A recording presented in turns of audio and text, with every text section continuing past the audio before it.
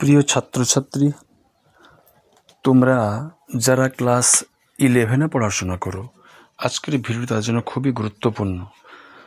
তোমাদের সামনে সেমিস্টার 2, তাই এই সেমিস্টার 2-র কিছু গুরুত্বপূর্ণ কোশ্চেন, জিওগ্রাফির অর্থাৎ ভূগোলের কিছু গুরুত্বপূর্ণ সাজেশান বা ইম্পর্টেন্ট যে কোশ্চেনগুলো আজকে তোমাদের সামনে আমি নিয়ে হাজির হলাম।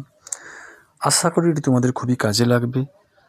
প্রথম কথা হচ্ছে, তোমাদের জিওগ্রাফিতে 35 নাম্বারের যে পরীক্ষাটি হবে তার রয়েছে তোমাদের তিনটি, একটা প্রাকৃতিক ভূগোল, অর্থনৈতিক ভূগোল এবং ভারতের ভূগোল।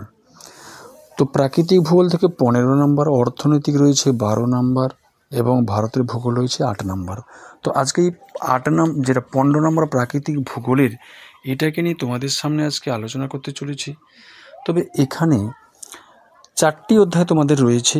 যদি কোনো ছাত্র 2টি অধ্যায় খুব ভালো করে এখানে কোশ্চেনগুলো আছে তোমরা দেখে নিও, তাহলেও সে 15 নাম্বার পেতে পারবে। কারণ 5 নাম্বারে 3টে কোশ্চেন থাকবে, তোমাকে করতে হবে একটা, তার জন্য অধ্যায় রয়েছে তো 4টে, কিন্তু কোশ্চেন থাকবে 3টা, করতে হবে একটা। 2 নাম্বারের জন্য তোমাদের কোশ্চেন থাকবে 4টা আর উত্তর করতে হবে 2 দুনে 4 নাম্বার, 2টো। 3 নাম্বার ক্ষেত্রেও 4টা, করতে হবে 2টো। সুতরাং এক্ষেত্রে আমি বলবো, যদি 2টো অধ্যায় খুব ভালো করে কোনো ছাত্রছাত্রী অভ্যাস করে থাকে, সেক্ষেত্রে সে পুরো 15 নাম্বারটা এখান থেকে অ্যাটেন্ড করতে পারবে।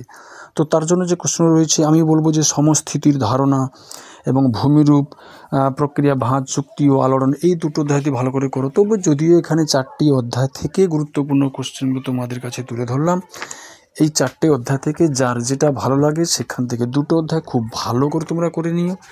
প্রয়োজনে যদি 4টা অধ্যায় থেকে পড়ো আরও ভালো। যারা একটু ফাঁকিবাজি রয়েছে তাদেরকে আমি বলবো এই 2টো অধ্যায় খুব ভালো করে করতে।